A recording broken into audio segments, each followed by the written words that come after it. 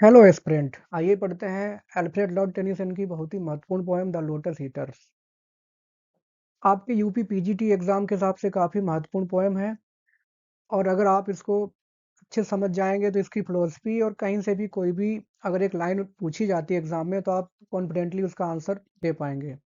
मैं आपको भरोसा दिलाता हूँ कि एक बार आप वीडियो को अंत तक देखने के बाद आप यकीन कर पाएंगे कि आपको दोबारा कभी किसी वीडियो या किसी भी सोर्स की ज़रूरत नहीं पड़ेगी। मैंने इसको हिंदी में लाइन बाय लाइन अच्छे से एक्सप्लेन किया है और आपके हिसाब से सिंपल लैंग्वेज में ही किया है, जिससे कि बहुत ज़्यादा आप इधर-उधर ना भटकें, आपके टाइम और आपकी एनर्जी दोनों की बचत हो। कॉन्टेक्स्ट की बात कर लेते हैं। पोएम पब्लिश हुई थी 1832 में और इंस्टेंट इंस्पिरेशन थी। इनका विजिट था स्पेन में, जो घूमने गए थे अपने फ्रेंड के साथ, अर्थर हेनरी हेलम के साथ। बुक नंबर 9 जो ओडिसी की है, जो होमर के द्वारा लिखा गया एपिक है, उस पे ये बेस्ड है। और अभी जो पोएम में शुरुआत होती है वो होती है यूलिसिस कहीं 10 साल घूमने के बाद आया है। जैसे यूलिसिस में आता है फिर वो दोबारा वापस जाना चाहता है। उधर एक बात की गई है लगातार एडवेंचरस लाइफ की, और इस पोएम में बात की गई है लोटस ईटर्स में कि रेस्ट का भी अपना मजा है।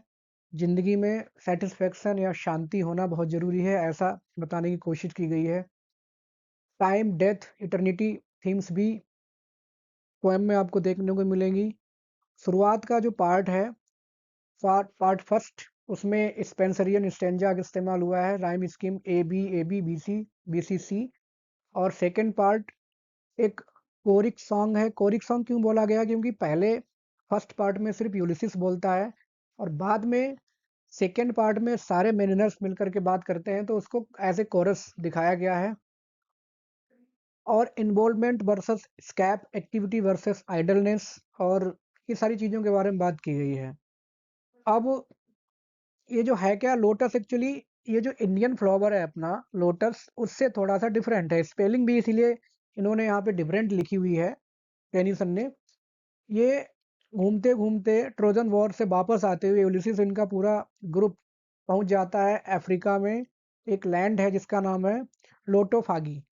तो लोटोफागी जो जगह है, वहाँ के इनहेबिटेंट्स, रेजिडेंट्स, वो एक टाइप का एक कमल का फूल ही कह सकते हैं, पीले रंग का रहता है, उसको ये खाते हैं और वो उसका इंटॉक्सिकेटिंग इम्पैक्ट पड़ता है इनके मन पर। ये सब नशे जैसा महसूस करने लगते हैं, तो वहाँ से इसकी शुरुआत होती है पोएम की। तो देखते हैं लाइन बाय लाइन इसका हिंदी में एक्सप्लेनेशन। पहली लाइन में वो कह रहे हैं कि करेज, करेज, साहस बढ़ा रहे हैं अपने सारे मैरिनर्स का, इशारा करते हुए, क्योंकि कई दिनों से ये लगातार समुद्री यात्रा पे हैं, बोर हो चुके हैं, तो कह रहे हैं कि साहस रखो। And pointed toward the land, और उन्होंने एक द्वीप दिख रहा है समुद्र के किनारे, उसकी तरफ इशारा किया। तो द्वीप कौन सा है? अफ्रीका का लोटोफागी, जहाँ पे लोटस ईटर्स रहते हैं, उसके बारे में उन्होंने इशारा किया। दिस माउंटिंग वेव, अब ये माउंटिंग वेव क्या है? ये वही माउंटिंग वेव है जिसके सहारे वो काफी दूर से यहाँ तक आ गए हैं, जहाँ पे खड़े होकर के अब इशारा कर रहे हैं लैंड की तरफ, द्वीप की तरफ जो उनको दिख रहा है, टापू। दिस माउंटिंग वेव, माउंटिंग मतलब वैसे होता है सवारी करने टाइप, तो उस पर लगातार उसी लहर के सहारे यहाँ तक आए हैं ये। विल रोल अस शोरवर्ड सून, यह लहर जो हमें यहाँ तक ले आई है, यही लहर हमें बहुत ही जल्दी, शोरवर्ड मतलब किनारे तक भी ले जाएगी, सून बहुत ही जल्दी। हिम्मत रखो, अपने मेरिनर्स का साहस बढ़ाते हुए यूलिसिस कहता है कि हिम्मत रखो, बहुत ही जल्दी हम शोर पर होंगे, किनारे पर होंगे। इन द आफ्टरनून, और दोपहर में, दे केम अनटू अ लैंड, एक जमीन पर आते हैं, द्वीप पर आते हैं, in which it seemed always afternoon, और जहां पर हमेशा ऐसा लग रहा था कि दोपहर ही रहता हो, समय वहां रुका हुआ सा है। ऑल राउंड द कोस्ट, जो द्वीप है उसके चारों तरफ, द लैंग्विड एयर डिड सोइन, लैंग्विड का मतलब होता है उदास या रुकी हुई, ठहरी हुई हवा, ऐसा लग रहा है। डिड सून, और सून का मतलब होता है बेहोश होना। ये यूं कहो कि एकदम मध्यम मध्यम ठहरी हुई हवा सी चल रही है। जहाँ ये पहुंचे हैं जिस द्वीप पर, वहाँ सारी नेचुरल एक्टिविटीज बहुत ही धीमे धीमे हो रही हैं एकदम। वहाँ पे कोई हसल बशल या किसी प्रकार की कोई हेस्ट, जल्दबाजी है ही नहीं। आगे बोलते हैं breathing like one that hath a very dream. और हवा इस तरह से चल रही है जैसे कि कोई एक थका हुआ सपना देख रहा हो व्यक्ति, उसकी जो सांसें हों, ठीक उस तरह से हवा चल रही है, एकदम धीमे धीमे। और कोई डरा हुआ या थका हुआ सपना देख रहा है, डरे में तो खैर ज़्यादा तेज सांसें चलेंगी, यहाँ पे जो थका हुआ व्यक्ति ऐसा सपना देख रहा है एकदम बेहोश टाइप, तो उसकी सांसों की आवाज़ जो होगी ठीक वैसे ही हवा चल रही है, एकदम मध्यम मध्यम। Full fest above the valley stood the moon. इसके अलावा फुल फेस्ट का मतलब जैसे पूर्णिमा में होता है, चांद पूरी तरह से खिला हुआ, अबव द वैली जो घाटी है उसके ऊपर स्टूड द मून, चंद्रमा चमक रहा है फुल फ्लेश पूरी तरह से। And like a downward smoke, और जैसे कि धुआं जो कि नीचे की तरफ बह रहा हो, वैसे तो धुआं ऊपर जाता है लेकिन ऐसा लग रहा है धुआं नीचे की तरफ उड़ रहा है। द स्लेंडर स्ट्रीम, स्लेंडर का मतलब क्या होता है, दुबली पतली, स्ट्रीम मतलब धाराएं या नदी। अलोंग द क्लिफ, जो चट्टाने हैं पहाड़ी की उनके किनारे किनारे, to fall and pause and fall did seem, ऐसा लग रहा है कि एक अनवरत प्रक्रिया चल रही है। पतली पतली धाराएं, ऐसा लग रहा है कि बहीं और रुक गई, फिर से बहीं, फिर से रुक गई। तो कुल मिला के जो नेचुरल एक्टिविटीज़ के बारे में बता रहे हैं वो काफ़ी लेजरली एक्टिविटीज़ हैं, एकदम फुर्सत में यहाँ सब कुछ हो रहा है। There is no any kind of haste in the activities in natural surrounding. तो कह रहे हैं कि कोई भी वहाँ पर जल्दबाजी है ही नहीं, ऐसी जगह पर ये पहुँचते हैं यूलिसिस और उनके मैरिनर्स। आगे बोलते हैं ए लैंड ऑफ स्ट्रीम्स, जहाँ पर वो पहुँचे हैं, वो जो जगह है वो द्वीप है एकदम, कह सकते हो नदियों का द्वीप है। बहुत सारी स्ट्रीम, छोटी छोटी नदियाँ आसपास बह रही हैं, या यूं कहो ऐसी जगह जो कि सपने में ही आदमी इमेजिन कर सकता है, रियलिटी में उसको मिलना मुश्किल है। सम, अब ये सम हो किसके लिए कहा गया है, नदियों के लिए। लाइक अ डाउनवर्ड स्मोक, ये शब्द इससे पहले भी आया था, जैसे कि नीचे की तरफ धुआं गिर रहा हो। Slow dropping veils of thinnest lawn, अब ये लॉन क्या है, जैसे एक मलमल का कपड़ा होता है बहुत ही बारीक, थिनेस्ट, एक तो लॉन ऑलरेडी पहले से ही बारीक है, लेकिन यहाँ पर उन्होंने और बोल दिया थिनेस्ट, उससे भी ज्यादा पतला। स्लो ड्रॉपिंग वेल्स मतलब घूंघट, जैसे कि मलमल का एकदम बारीक घूंघट गिर रहा हो एकदम धीरे धीरे किसी दुल्हन के चेहरे पर, या कपड़े की तरह आप कह सकते हो कि एकदम मलमल का जो सिलवटें हैं कपड़े की धीरे धीरे धीरे धीरे गिर रही हो, ठीक उसी तरह से नदियाँ जो हैं कुछ गिर रही हैं, डिड गो आ रही हैं, गिर रही हैं पहाड़ी से नीचे। एंड सम थ्रू, और कुछ वेबरिंग लाइट्स एंड शैडोज ब्रोक, और कुछ में ऐसा लग रहा है कि कुछ जैसे सनसेट हो रहा है तो उसकी जो लाइट्स हैं वो चट्टानों से टकरा करके नदियों को क्रॉस कर रही हैं। यूं कहिए कि उस लाइट में ऐसा लग रहा है कि उनकी धाराएं जो हैं वो कांप रही हैं, या उनसे लाइट गुजर रही है अस्त होते सूर्य की। ये यहाँ पे डिस्क्रिप्शन हो रहा है नदियों का। Rolling a slumberous sheet of foam below, और ऐसा लग रहा है कि जैसे नदियाँ वो खुद, स्लम्बरस का मतलब क्या होता है, उनींदी। जो नदियाँ हैं ऐसा लग रहा है कि वो उनींदी हैं, स्लीपी फील कर रही हैं। और शीट ऑफ फोम, और जो झाग है सफ़ेद, ऐसा लग रहा है कि चादर जो कि उनींदी चादर है वो धीरे धीरे रोलिंग नीचे की ओर लुढ़क रही है नदियों से, सॉरी पहाड़ियों से, जैसे कि फोम की चादर जो कि नींद में है धीरे धीरे लुढ़कती हुई नीचे आ रही है। It is so slow in the movement. आगे बोल रहे हैं कि they saw the gleaming river seaward flow, इसके अलावा जो नदी, एक बड़ी नदी भी मुख्य नदी है, तो सी वर्ड फ्लो वो समुद्र की तरफ धीरे धीरे, ग्लीमिंग चमकती हुई नदी समुद्र की तरफ धीरे धीरे बह रही है। फ्रॉम द इनर लैंड, जहां पर ये खड़े हैं, फार ऑफ दूर, थ्री माउंटेन टॉप्स, तीन पहाड़ की चोटियां दिख रही हैं। Three silent pinnacles of aged snow, silent मतलब क्योंकि पहाड़ियों से एकदम ओवरऑल वहां पर साइलेंस है, हर तरफ पीस है। पिनकल्स का मतलब होता है शिखर, चोटियां, ऑफ एज्ड स्नो, ऐसा बर्फ जो कि बहुत पुराना है, बहुत दिनों से पिघला हुआ ना हो। तो ये डिस्क्रिप्शन है वहाँ के एटमॉस्फेयर का, नेचुरल ऑब्जेक्ट्स का, जहाँ पर ये पहुँचे हैं एक टापू पर। वो टापू किसका है, लोटस ईटर्स का। स्टूड सनसेट फ्लश्ड, जो चोटियां उनकी बात हो रही है, जो स्टूड है यहाँ पर ये वर्ब, ये रेफरेंस दे रही है किनको, उन्हीं 3 टॉप्स को, पिनकल्स को। Stood sunset flushed, sunset flushed मतलब अस्त होते सूर्य की जो रोशनी है उनके ऊपर पड़ रही है जिससे कि वो चमक रही हैं। एंड ड्यूड विद शॉवरी ड्रॉप्स, और ड्यूड का मतलब कवर्ड, ढकी हुई, विद शॉवरी ड्रॉप्स का मतलब जैसे बारिश में जो बूंदें गिरती हैं, शॉवर मतलब बारिश, उसकी जो बूंदें गिरती हैं ऐसा लग रहा है कि वो चोटियां उन ड्रॉप्स से ढकी हुई हैं। Up clomb the shadowy pine above the woven copse, इसके अलावा जो पाइन या देवदार के जो पेड़ हैं विशालकाय, वो ऊपर की तरफ, जो पहाड़ी है उसमें एक श्रृंखलाबद्ध तरीके से ऊपर की तरफ चढ़े हुए हैं या ऊपर की तरफ उगे हुए हैं। अबव द वूबन कॉप्स, वूबन का मतलब बुनी हुई या आपस में उलझी हुई, कॉप्स का मतलब क्या होता है, झाड़ियाँ। जो झाड़ियाँ हैं वनस्पति हरी भरी, उन सभी वनस्पतियों के ऊपर ये जो पाइन के ट्रीज हैं वो पहाड़ियों पर एक श्रृंखलाबद्ध तरीके से उगे हुए हैं। तो this is the description of the natural island where Ulysses and his mariners have reached, उसके बारे में वो बता रहे हैं। आगे बोल रहे हैं कि the charmed sunset lingered low down, सूर्य अस्त जो हो रहा है उसको भी उन्होंने चार्म्ड बोला है, जैसे जादुई। सूर्यास्त भी वहां का अलग टाइप का है, एकदम जादुई उसकी आभा है। लिंगर्ड लो डाउन, लिंगर्ड मतलब होता है धीरे धीरे कोई मंडराता रहे। तो जो सूर्यास्त तो वैसे भी धीमे ही होता है, लेकिन यहाँ पर जो डिस्क्राइब कर रहे हैं कि जैसे और धीरे धीरे वहां पर डूब रहा है सूरज, उसकी स्पीड और कम हो गई है, जैसे कि जो होती है नेचुरली उससे भी कम। इन द रेड वेस्ट, पश्चिम की जो दिशा है वो रेड हो गई है क्योंकि अस्त होते सूरज की किरणों की वजह से। थ्रू माउंटेन क्लेफ्ट्स, इसके अलावा जो पहाड़ में जो क्लेफ्ट्स हैं, दरारें हैं, दर्रे हैं, द डेल घाटी वॉज सीन फार इनलैंड, दूर से दिखाई दे रही थी। And the yellow down, yellow down का सेंस यहाँ पर है कि जो पीले रंग के लोटस हैं वो सब पहाड़ियाँ, डाउन का मतलब यहाँ पे पहाड़ी से है, वो सब एकदम ढकी हुई हैं पहाड़ियाँ येलो रंग के लोटस ईटर्स से, लोटस फ्लावर्स से।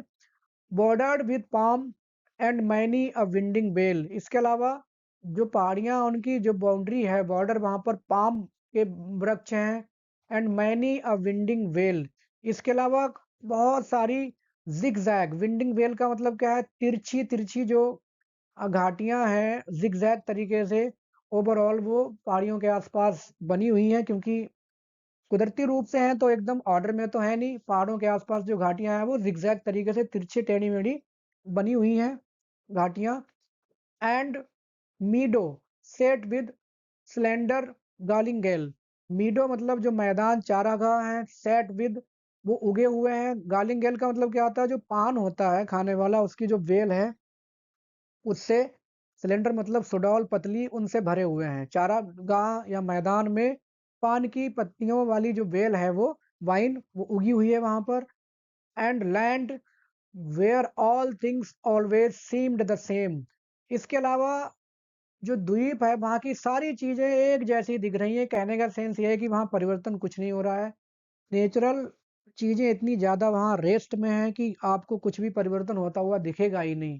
सारे के सारे अपनी रेस्ट जो अवस्था है, आराम की अवस्था में है।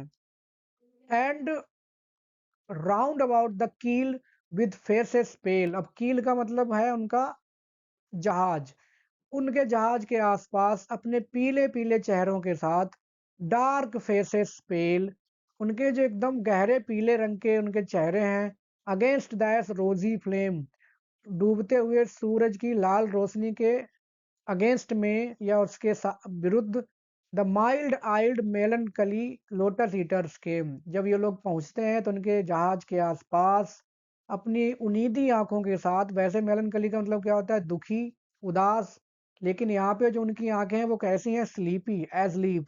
लोटस ईटर्स केम, उस द्वीप के जो लोटस ईटर्स हैं, लोटस के फूलों को खाने वाले जो लोग हैं, वो आकर खड़े हो गए उनके जहाज के चारों तरफ, ऐसा बताया गया है।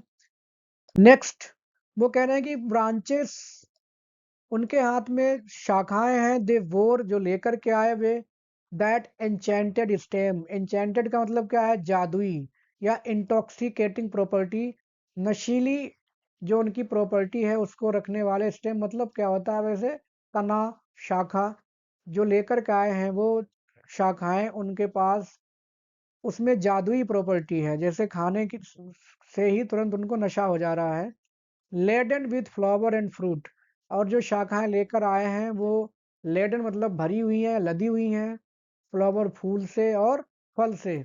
Where of they gave, whereof मतलब जिसको कि दे उन्होंने, गेव दे दिया, तो ईच, ये ईच सिग्निफाई कर रहा है मेरिनर्स को, हर जो भी नाविक थे यूलिसिस के साथ, सबको उन्होंने एक एक तना, एक एक शाखा दे दी। But who so did receive of them, लेकिन जिस जिसने वो शाखा रिसीव की या उसको टेस्ट किया, तो him the gushing of the wave, और जैसे ही उसने वो नशा कर लिया, तो उसको जो लहर है समुद्र की, गशिंग मतलब आवाज करती हुई, फार फार अवे डिड सीम, ऐसा लग रहा था बहुत दूर वो लहर है, तो मोर्न एंड रेब, उनको लगने लगा कि जो लहर है वो बिलाप करने लगी है और चिल्ला रही है। जैसे ही उन्होंने ये नशीला स्टेम या जो भी शाखा उन्होंने टेस्ट की या लोटस वहाँ का टेस्ट किया, तो उनको लगने लगा कि दूर जो लहरें हैं वो उनसे एक आवाज आ रही है, और वो लहरें रो रही हैं और भयंकर तरीके से शोर कर रही हैं। ऑन एलियन शोर्स, अब एलियन शोर्स क्यों कहा गया, क्योंकि ये लोग अपने ग्रीक देश से दूर हैं, विदेशी जमीन पर। And if his fellow spake, और यदि कोई दूसरा मेरिनर बोला, क्योंकि बहुत सारे हैं, तो यदि उसका कोई साथी बोला या किसी साथी ने थोड़ी सी बात की, तो उसको ऐसा लगा कि हिज वॉइस वॉज थिन, तो बहुत पतली आवाज में वो बोला, क्योंकि ये जो लोटस है इसमें बहुत नशा है, जैसे भांग समझो, भांग खाने के बाद आदमी के हाव भाव बात बदल जाती, ठीक उसी तरह से इनके भी लोटस को खाने के बाद आवाज बदल गई। As voices from the grave, और ऐसा लग रहा है जैसे कि जो आवाज है वो कहाँ से आ रही है, कब्र से आ रही हो, बहुत गहराई से आ रही हो, या यूं कहो कि मरणासन अवस्था में है इंसान, वो बोल रहा है अपनी किसी अलल बलल कुछ भी बोल रहा है। And deep asleep he seemed, और ऐसा लग रहा है कि वो बहुत गहरी नींद में सो गया है, जिस भी व्यक्ति ने वो टेस्ट किया लोटस, तो ऐसा लगा कि बहुत गहरी नींद में वो सोया हुआ है। एंड येट ऑल अवेक, और फिर भी जागा हुआ है, मतलब वो होश में नहीं है, सिंपल सा मतलब ये है। And music in his years, और उसके कानों में his beating heart did make, ऐसा लग रहा था कि जैसे उसके हृदय की धड़कनें ही उसके कानों में संगीत का काम कर रही हैं, या उसकी धड़कनें उसको ऐसा लग रहा है कि संगीत बजा रही हैं, धड़कनें संगीत का रूप ले रही हैं खुद की उसकी। आगे वो बोलते हैं, they set them down upon the yellow sand, सारे मिलकर के उस जो लोटस की जो सैंड है, जो पीली रंग की धूल है, वहां बैठ गए, क्योंकि पूरा टापू ही पीला है, वहां पर वो बैठ गए। Between the sun and the moon, क्योंकि सूर्य एक तरफ अस्त हो रहा है और चांद निकल रहा है, तो दोनों के बीच की बात हो रही है, सूरज और चांद के बीच में, अपॉन द शोर, उस टापू के किनारे। And sweet it was to dream of fatherland, अब यहाँ पर नशे में होने के बाद वो अपने फादरलैंड का मतलब ग्रीक, अपने ग्रीक देश के सपने देखने लगे। नशे में जैसे, चाहे वो वाइन ही हो, चाहे आपका कोई भी नशा हो, अक्सर देखा है प्रैक्टिकली सोसाइटी में, आपने देखा होगा कि नशा करने के बाद लोग अक्सर अपने भूतकाल को याद करने लगते हैं या पुरानी बातों को याद करने लगते हैं। कई बार लोग साथ साथ बैठ के ड्रिंक करते हैं और बाद में पुरानी बातों पे ही झगड़ बैठते हैं, क्योंकि पहले तो याद करते नहीं, और फिर पुरानी बात याद करते हैं कि भाई तूने मेरा ये नुकसान किया, तूने वो नुकसान किया, और हो जाती है उनकी। ठीक उसी तरह से लोटस का भी नशा इन लोगों के ऊपर हो गया है, मेरिनर्स के, और वो अपने ग्रीक देश को याद कर रहे हैं, पुराने दिनों को याद करने लगे हैं। किनको याद करने लगे, of child and wife and slave, अपने बच्चे, अपनी पत्नी, और स्लेव, क्योंकि स्लेवरी सिस्टम वहाँ चलता था, तो अपने दास को भी याद करने लगे कि कैसे कैसे ये लोग उनकी जिंदगी में कौन कौन से रोल प्ले करते थे। बट एवर मोर, लेकिन उससे भी ज्यादा, मोस्ट वेरी सीम्ड द सी, अब उनको समुद्र भी थका हुआ सा दिखने लगा है। कहने का सेंस ये है कि इतना वो चल चुके आ चुके हैं यहाँ पर, अब वो खुद थके हुए हैं, तो इसकी वजह से उन्हें समुद्र भी थका हुआ लग रहा है, मीन्स अब वो और यात्रा करने के लिए तैयार नहीं है। वेरी द ओर, इसके अलावा जो नाव चलाने का जो ओर या चप्पू होती है, जिससे एक स्टिक में लगा रहता है एक, तो वो कहते हैं कि वो भी उनको थकी हुई लग रही है, चप्पू भी थका हुआ लग रहा है और अब वो कुछ भी कोई यात्रा नहीं करेंगे। Weary the wandering fields of barren foam, और जो फोम है, झाग है समुद्र का, उसको बैरन बोला गया। जाहिर सी बात है, क्योंकि उसके ऊपर कोई खेती किसानी या कुछ प्रोडक्टिव चीज तो होती नहीं है।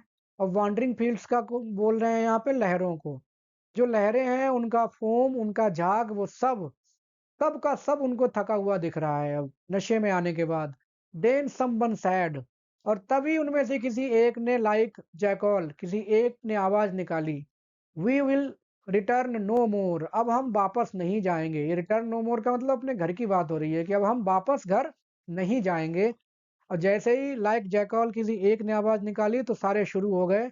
And all at once they sing, और सब एकदम से चिल्लाने लगे, our island home is far beyond the wave, we will no longer Rome.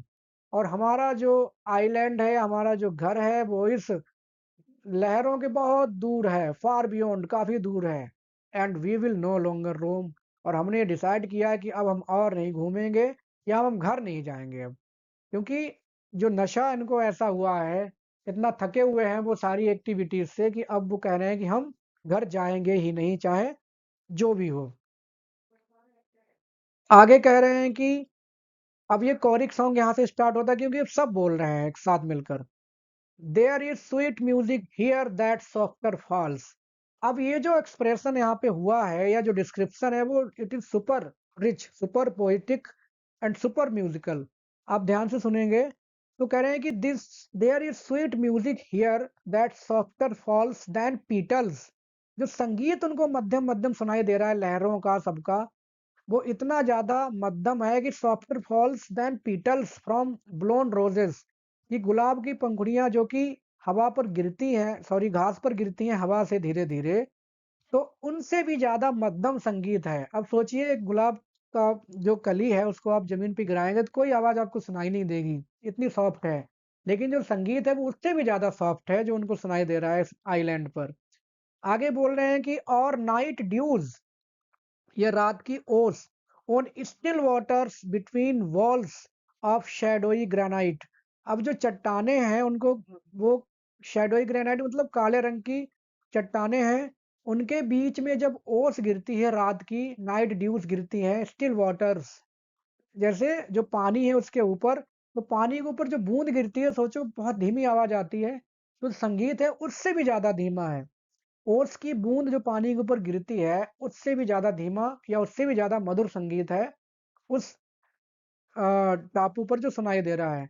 In gleaming pass, gleaming पास मतलब जो दरारें हैं, दर्रे हैं, केव्स, गुफाएं हैं, उनके बीच में जो पानी थोड़ा सा भरा हुआ है, उसमें जो बूंदें गिर रही हैं ओस की, उससे भी ज़्यादा मधुर संगीत है। Much that gentlier on the spirit lies, और वो संगीत सीधे स्पिरिट लाइज, जेंटलियर मतलब एकदम मधुर तरीके से, विनम्र तरीके से आत्मा तक जा रहा है। बहुत ज्यादा मधुर संगीत है, सीधे आत्मा तक उसका असर हो रहा है, ऐसा वो बताते हैं। Than tired eyelids upon tired eyes, अब देखिए आदमी थका हुआ है और वो अपनी पलकें गिरा रहा है अपनी आंखों के ऊपर, तो जो आवाज आती है, कोई आवाज नहीं होती है जबकि वो, लेकिन उससे भी ज्यादा धीमे तरीके से, उससे भी ज्यादा जेंटल तरीके से म्यूजिक उनको सुनाई दे रहा है, जो कि पलकों के गिरने की आवाज से भी धीमा है। Music that brings sweet sleep down from the blissful skies, और ऐसा लग रहा है कि वो जो म्यूजिक है वो सीधे स्वर्ग से उतर रहा है। ब्लिसफुल स्काईज का मतलब हेवन, ऐसा लग रहा है कि वो सीधे स्वर्ग से उतर रहा है। और स्वीट स्लीप, उसमें सीधे नींद भरी हुई है। Here are cool mosses deep, इसके अलावा जो आसपास, मॉसेस का मतलब क्या है, शैवाल, जो हरे रंग की वनस्पति रहती है, वो खूब गहराई से होकर के ऊपर तक आई हुई है, उगी हुई है। और कूल क्यों बोला गया, क्योंकि वनस्पति जहाँ जहाँ रहती है वहाँ हल्की ठंडक रहती है। And through the moss the ivies creep, और उस शैवाल से लिपटी हुई और बहुत सारी वनस्पतियां हैं, आईवीज क्रीप, जो कि उनसे लिपटी हुई हैं। different types of vines, and in the stream that long leaved flowers weep. इसके अलावा जो नदी है, वहां पर जो फूल हैं लंबी लंबी पत्तियों वाले, बड़ी पत्तियों वाले, ऐसा लग रहा है कि वो भी रो रहे हैं, उनके आंसू मिक्स हो रहे हैं कहाँ, पानी में।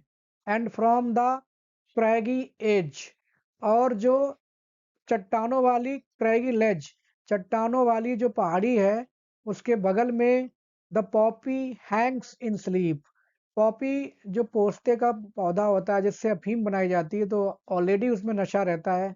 लेकिन यहाँ पे वो कह रहे हैं कि जो पोस्ते के पौधे हैं वो खुद नींद में, क्योंकि वो नींद दूसरे को देने वाले हैं, लेकिन खुद नींद में लटके हुए हैं साइड में। सारी की सारी चीजें नींद से भरी हुई हैं, और कहीं ऐसा ना हो कि पढ़ते पढ़ते आपको भी नींद आ जाए, क्योंकि काफी नींद भरी हुई है इस स्टेंजा में। तो कह रहे हैं कि पोस्ते के पौधे भी नींद में भरे हुए हैं। आगे बोल रहे हैं कि why are we weighed upon with heaviness. अब वो अपनी कंडीशन पे आ गए हैं। नशे में आने के बाद आदमी अपने बारे में सोचता है कि भाई मैंने ऐसा क्यों किया, तो वो अपने बारे में सोच रहे हैं कि why are we weighed upon with heaviness. Heaviness का मतलब क्या है, बोझ, जो कि जिम्मेदारियों का है। वो कह रहे हैं कि हम क्यों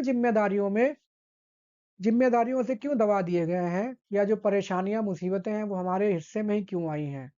and utterly consumed with sharp distress. Utterly पूरी तरह से, कंज्यूम्ड मतलब ईटन अवे, खत्म कर दिए गए हैं, शार्प डिस्ट्रेस तमाम परेशानियों से, कि हम तमाम परेशानियों से, हमको खत्म कर दिया है, परेशानियों ने हमें घेर करके खत्म कर दिया है। आगे बोल रहे हैं while all things else have rest from weariness. जैसे उन्होंने देखा है कि पोस्ते के पौधे सो रहे हैं, आईवी क्रीपर सो रही हैं, फूल जो है सो रहे हैं, सब कुछ सो रहा है, तो उन्हीं को देख के उन्हें अपनी कंडीशन याद आ रही मेरिनर्स को।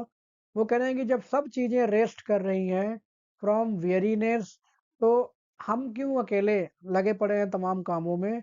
And all things have rest, सभी आराम कर रही हैं, why should we toil alone, तो हमें ही क्यों काम करना है। ये काफी लाइन पूछी जाती है एग्जाम में, इसको आप याद रखेंगे। All things have rest, why should we toil alone. सभी चीज़ों को आराम मिलता है, सभी चीज़ें अपने अपने हिसाब से काम करती हैं, लेकिन हम ही लगातार लगे पड़े हैं, मेहनत कर रहे हैं, चाहे युद्ध हो, चाहे तमाम चीज़ें, ट्रैवलिंग हो, कुछ भी हम करते रहे हैं। वी ओनली टॉयल, ये वी आ रहा है मेरिनर्स के लिए, तमाम मानव जात के लिए जो कि मेहनत करते हैं। सिर्फ हम ही मेहनत करते हैं, वी ओनली टॉयल मतलब सिर्फ हम ही मेहनत करते हैं। जबकि who are the first of things, जबकि जब भी दुनिया बनी होगी तो इंसान ही सर्वोपरि रहे हैं, या जैसे कहा जाता है कि इंसान सबसे बुद्धिमान प्राणी है सारे प्राणियों में, तो ठीक उसी तरह से ये बात कही गई है कि who are the first of things, कि हम ही से दुनिया शुरू होती है, फिर भी हम सबसे ज्यादा मेहनत करते हैं, हम सबसे ज्यादा महत्वपूर्ण हैं, कहने का सेंस यह है। एंड मेक परपेचुअल मोन, और हम हमेशा, परपेचुअल का मतलब एवरग्रीन, हमेशा कंप्लेंट करते रहते हैं, मोन शिकायत करते रहते हैं। स्टिल फ्रॉम वन सोरो टू अनदर थ्रोन, और एक मुसीबत हम निपटा पाते हैं तब तक हम दूसरी मुसीबत में फेंक दिए जाते हैं, या एक मुसीबत, एक समस्या हमने सॉल्व की, तब तक दूसरी समस्या हमारे सामने आकर के खड़ी हो जाती है। ये सिर्फ हमारे साथ होता है, इंसानों के साथ होता है। और आगे बोल रहे हैं कि never nor ever fold our wings. अब यहाँ पे वो एक चिड़िया से तुलना कर रहे हैं कि nor ever fold our wings, कि हम कभी अपने पंखों को आराम नहीं देते हैं, या हमारी एक्टिविटीज का कोई अंत ही नहीं होता है, हम लगे पड़े हैं। एंड सीज फ्रॉम वांडरिंग्स, और हम कभी भी, अब ये यहाँ पे यात्रा की बात हो रही है, कि हम इतनी यात्राएं कर रहे हैं, हम कभी भी शांत नहीं बैठते हैं, हमेशा हम घूमते ही रहते हैं, या कुछ ना कुछ करते ही रहते हैं। Nor steep our brows in slumber holy balm, और ना ही स्लम्बर मतलब नींद, हॉली बाम मतलब मरहम, पवित्र मरहम बोला गया है, कि ना ही हम कभी अपने आप को नींद के पवित्र मरहम में जो है डालते हैं, यूं कहो कि कभी हमें नींद का पवित्र मरहम नहीं मिल पाता है, हमें सोने की भी फुर्सत नहीं है, वी आर सो बिजी। अब यहाँ पर उन्होंने नींद को होली बाम कहा है, क्योंकि नींद में आदमी एकदम इनोसेंट होता है, चाहे कोई भी हो, उस समय उसके दिमाग में कुछ नहीं होता है सिवाय नींद शरीर में। उसी हिसाब से जो विलियम शेक्सपियर हुए हैं, उन्होंने भी मैकबेथ में नींद को बोला है balm of hurt minds. Hurt minds मतलब एकदम परेशान जो जिसका मन हो व्यक्ति का, उसके लिए नींद मरहम का काम करती है। Nor hearken what the inner spirit sings, और कभी भी हम अपनी अंतरात्मा की आवाज या जो हमारे मन में जो गीत म्यूजिक या जो भी तमाम चीजें अपने मन की बातें हैं वो भी सुनने की फुर्सत नहीं है। We are so busy. तो ओवरऑल सारी एक्टिविटीज देखने के बाद मेरिनर्स अपने लॉफ्ट या अपने जीवन के बारे में सोचने लगे, उनकी वो तुलना कर रहे हैं तमाम चीजों से। आगे बोलते हैं कि there is no joy but calm. वो कह रहे हैं कि अगर जितना मजा शांति में है, there is no joy but calm, जितना मजा शांति में उतना कहीं है ही नहीं। Why should be only toil, तो हम ही क्यों मेहनत करते घूमे। The roof and crown of things, अब फिर से वही बात हो रही है कि हम तो दुनिया के सम्राट हैं, या जो भी चीजें दुनिया में है हम सबसे ऊपर हैं, तो हम क्यों मेहनत करें, हमारे हिस्से में ही इतनी मेहनत क्यों आई है। आगे बोल रहे हैं lo in the middle of the wood. अब ये लो का मतलब क्या होता है, अरे, अरे देखो ये क्या हुआ, in the middle of the wood, जंगल के बीचों बीच, the folded leaf is wooed from the bud, जो कली है उसकी जो, लीफ का मतलब वैसे पत्ती होता है लेकिन यहाँ पे कली की ही पत्ती है, वो धीरे धीरे खिल रही है। वूड फ्रॉम द बड मतलब उसे धीरे धीरे पंखुड़ी से उसकी कली धीरे धीरे बाहर आ रही है। With with winds upon the branch, हवा के द्वारा या हवाएं उसको बोल रही हैं कि आजा बाहर आजा। अब वो आराम से धीरे धीरे खिल रही है कली। And there grows green and broad, और धीरे धीरे वो बड़ी हो जाती है, हरे रंग की हो जाती है और चौड़ी हो जाती है। टेक्स नो केयर, और उसे दुनियादारी की कोई फिक्र नहीं है। जैसे ये बोल रहे हैं कि हमें फिक्र है अपने घर परिवार की, अपनी सबकी, लेकिन जो पत्ती खिली हुई है जंगल के बीचों बीच, उसे कोई किसी बात की कोई फिक्र ही नहीं है। सन स्टीप्ड एट नून, दोपहर को जब सन या सूरज की जो रोशनी उसके ऊपर पड़ती है, उसी से वो अपने आप को खाना जो है, जैसा कि आप जानते हैं साइंटिफिक प्रोसेस भी है जिससे कि पौधे सूरज की रोशनी में अपना खाना बनाते हैं।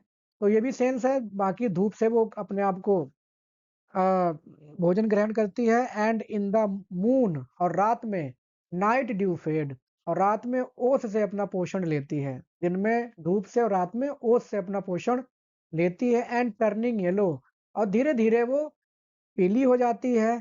False and floats adown the air, और जब पीली हो जाती है मतलब पक जाती है, पत्ती भी एक टाइम होता है, और उसके बाद वो फॉल्स गिर जाती है। फ्लोट्स अडाउन द एयर, और धीरे धीरे हवा में उड़ जाती है। कहने का मतलब ये है कि पत्ती कोई बहुत ज़्यादा टेंशन नहीं लेती है, उसपे उसके लिए तमाम चीज़ें रहती हैं, और वो अपनी ज़िंदगी अपने हिसाब से जी कर के ख़त्म कर लेती है, उसे कोई टेंशन नहीं है। Lo sweetened with the summer night, जो गर्मियों की रात होती है उससे मीठा किया जा रहा है। किसको मीठा किया जा रहा है? द फुल जूस्ड एप्पल, एक ऐसा सेब जिसमें एकदम जूस भरा पड़ा है, रस भरा पड़ा है। वैक्सिंग ओवर मेलो, जो कि हो रहा है ओवर मेलो, पक रहा है धीरे धीरे। ड्रॉप्स, और जैसे ही पक जाता है, drops in A silent autumn night,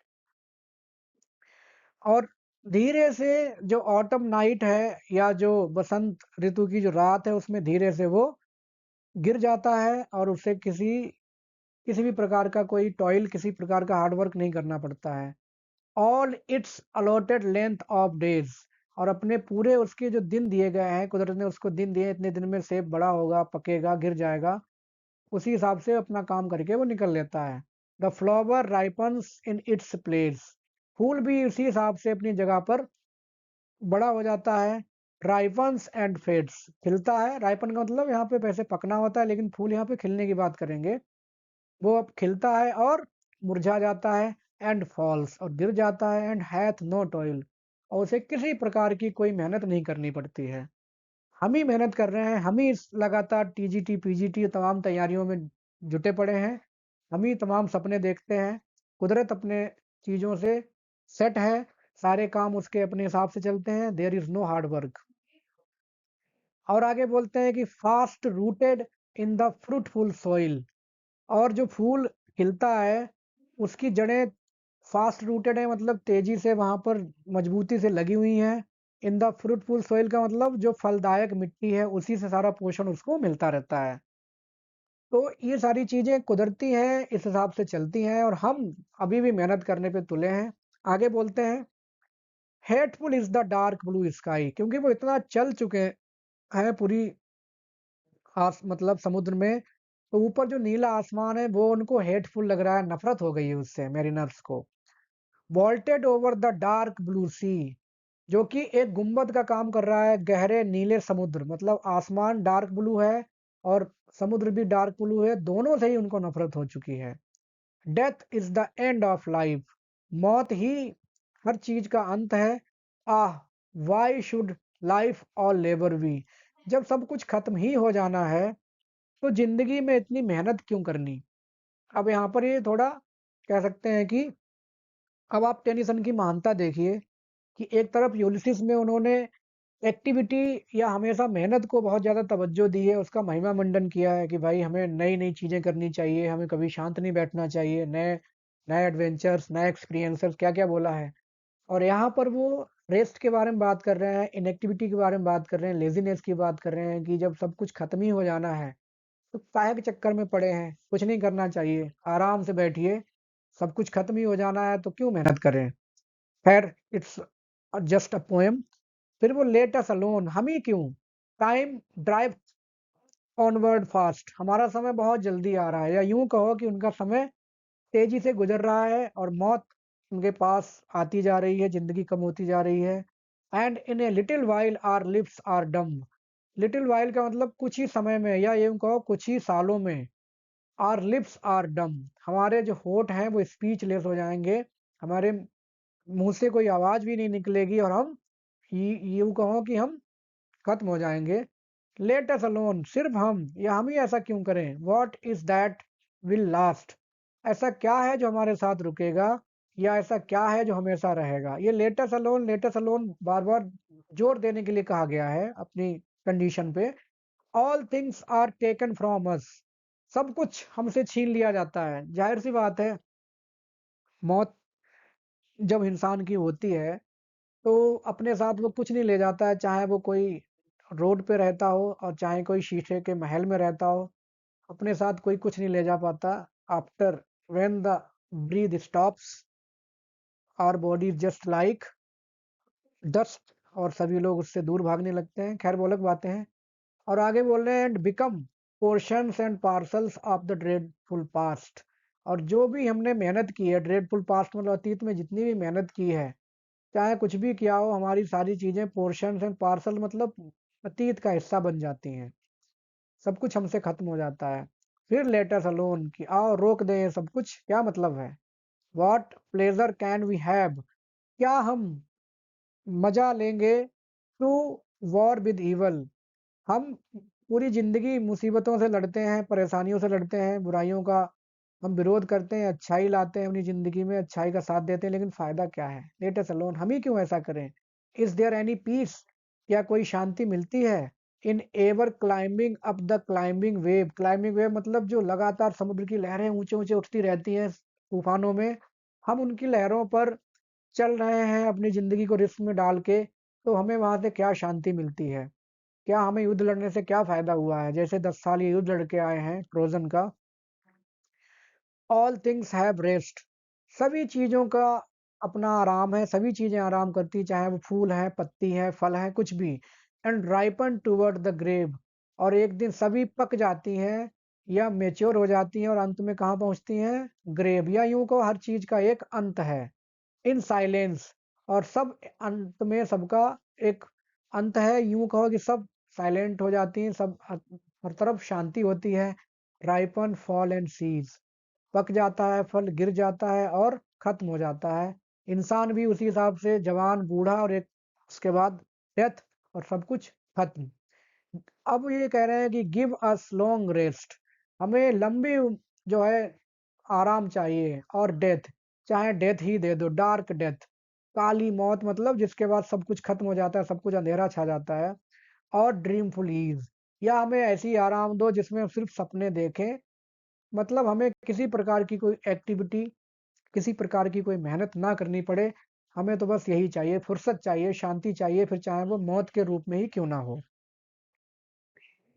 और आगे वो बोलते हैं, हाउ स्वीट इट वर, कितना अच्छा होता या कितना अच्छा है, हियरिंग द डाउनवर्ड स्ट्रीम, जो नदियां बह रही हैं नीचे, पहाड़ों से नीचे आ रही हैं, उनको सुनना, उनके म्यूजिक को सुनना कितना अच्छा लग रहा है। With half shut eyes over to seem, with half shut eyes, आधी अधखुली आंखों से, to ever to seem, falling as leaf in half dream, हम आधे सपने में हैं और हम आधे सपने में उन नदियों को गिरता हुआ देख रहे हैं। नदियों जो हैं वो गिर रही हैं पहाड़ों से, आधी नींद में, आधे सपने में उनको हम देख रहे हैं। तो ड्रीम एंड ड्रीम, और हम बस सपने देखें, सपने के बाद सपना देखें, मतलब उनकी नींद जो है वो ऐसी होनी चाहिए कि कभी खत्म ही ना हो, वो आराम चाहिए उनको।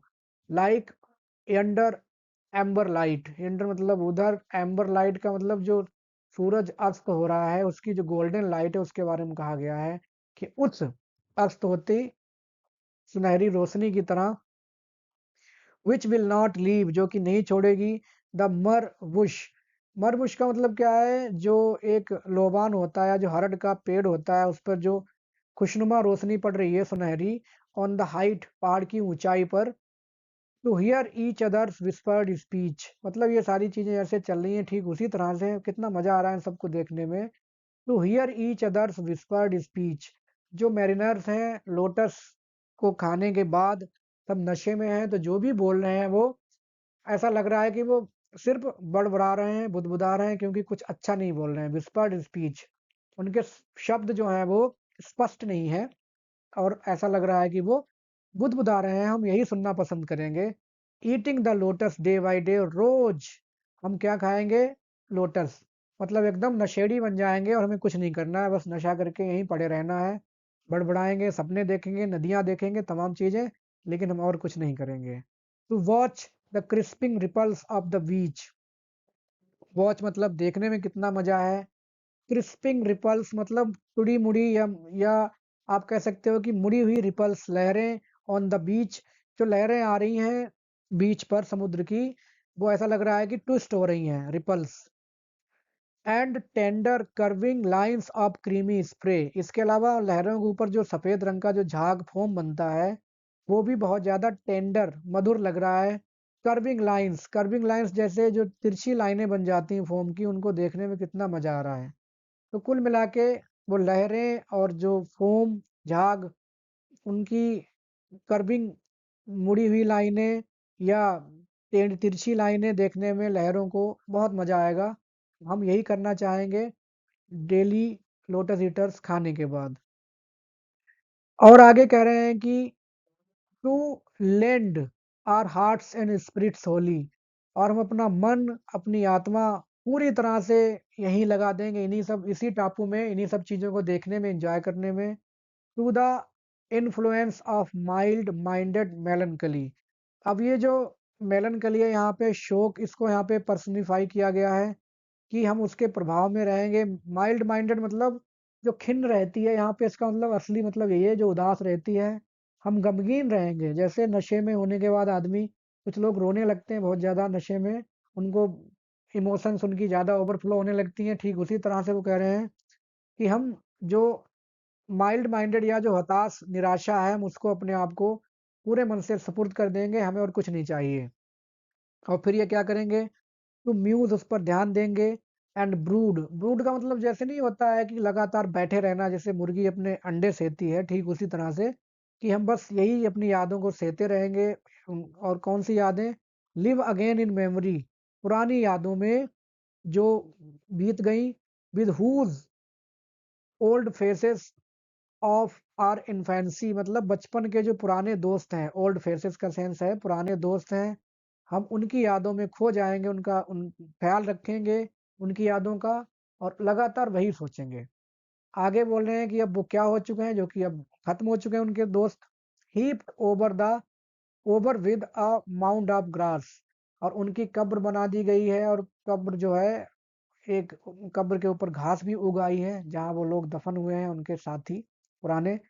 टू हैंडफुल्स ऑफ वाइट डस्ट, और क्या हश्र क्या हुआ है उनका कि उनकी जो व्हाइट डस्ट या जो हड्डियां हैं सफेद, 2 मुट्ठी उनको क्या किया गया है? Shut in an urn of brass.